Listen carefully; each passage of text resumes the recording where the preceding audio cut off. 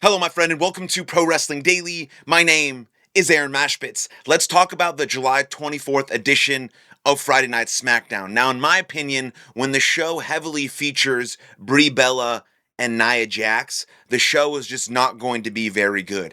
I've said many times on this show how bad Brie Bella and Nia Jax are, how many other good women there are on the SmackDown roster that could be featured, and WWE keeps choosing those women. Now, obviously, WWE sort of heard the complaints, even though they don't listen to the internet wrestling community, they don't listen to the fans. According to Nick Khan, they never change their opinions or shows because of that. But clearly, they listened to what happened on Monday Night Raw, where there were 0 women's matches. That doesn't bother me at all. I genuinely think the women's matches are far worse than the men's matches, unless you're seeing competitors like Io Sky, Roxanne Perez, Lyra, Bianca Belair. Those women really bring it. Rhea Ripley, when she's healthy, those women really bring it. The other women are not as good. The matches aren't as fast. They aren't as crisp. And I just don't like them as much. And so I don't really care if there's women's matches or not. If the women deserve and earn to be on the show, then they should be on the show. But there was 0 women's matches on Monday Night Raw most recently. Fans went up in arms about that, of course, because they want to complain about everything all the time, no matter what.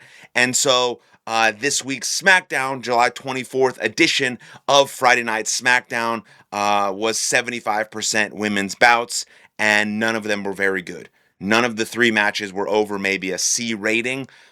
Brie Bella being one of the worst competitors on the roster. Nia Jax getting better than she was before, but still being very atrocious. And just not a very good show in that regard, where 75% of your matches are that way. I mean, Fatal Influence wins the tag team titles last Saturday and then lose to Brie Bella. Yeah, great way to get new talent over that's already gotten over, and now they lose to Brie Bella. I guess there's just no one else in the division. Just awful decision making. Awful decision making.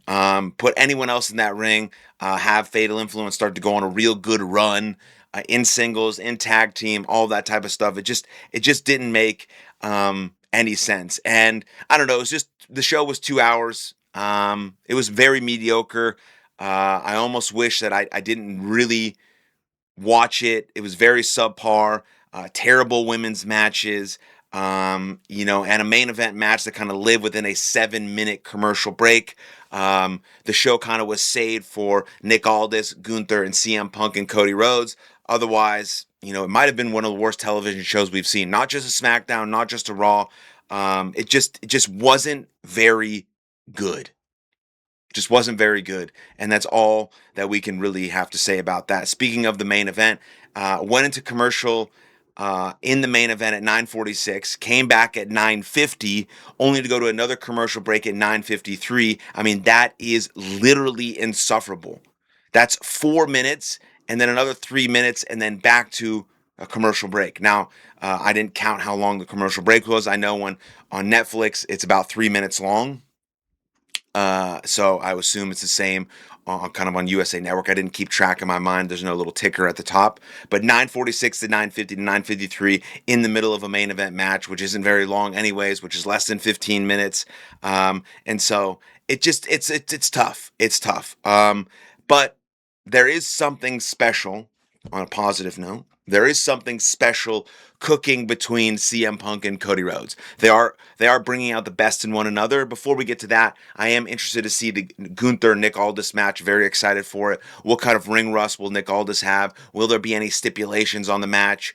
And will we see more than one match from Nick Aldis? Will this be a retirement match? We now are going to see Trick Williams and Baron Corbin as well at SummerSlam. Finn Balor earned himself a #1 contendership match. So that's very interesting stuff because they got to fill 2 days. Not sure why they're going to do 2 days. They could have just made one really, really, really good show for SummerSlam, but they love the 2 days because it makes them more money and yada, yada, yada. So I am excited for Gunther and Nick Aldis. And I do think something good is happening between CM Punk and Cody Rhodes. And I don't think we're going to get the full payoff by SummerSlam. I think there's going to be more that happens.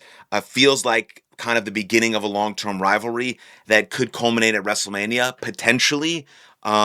with one of them eventually turning heel. That's the big narrative online. Which one is going to turn heel? Will there be a heel turn? Is this the beginning of a really long story, again, that could culminate in Saudi Arabia at WrestleMania? And I think a lot of people hope that it's Cody Rhodes who turns heel. I think people really do want to boo him at this point, because he is the WWE Golden Boy. He's done everything he possibly can to be the WWE Golden Boy. He's done a very, very good job as quarterback one, as QB1. I do agree, but it's time for a little switch up. It's time for a change. He's not someone like John Cena who really needs to be babyface his entire career and then experiment in the last year of your career and have it not go well. He's not a John Cena type. I think he could do really well as a heel. I hate CM Punk. Just don't like him. So I'm fine with him being a heel because I don't like him already. But he's just way too over. He would have to do something really, really disgusting, and I don't know who he could do it to that would make people hate him because they've been loving him ever since he left. And so it was a really good promo between the two on Friday Night SmackDown. It feels like we're finally getting the kind of heat that's been missing ever since WWE did actually announce this match, which actually did not increase ticket sales whatsoever, which is really interesting to think about when you think about who's the best in the world, who actually moves tickets, which is Roman Reigns.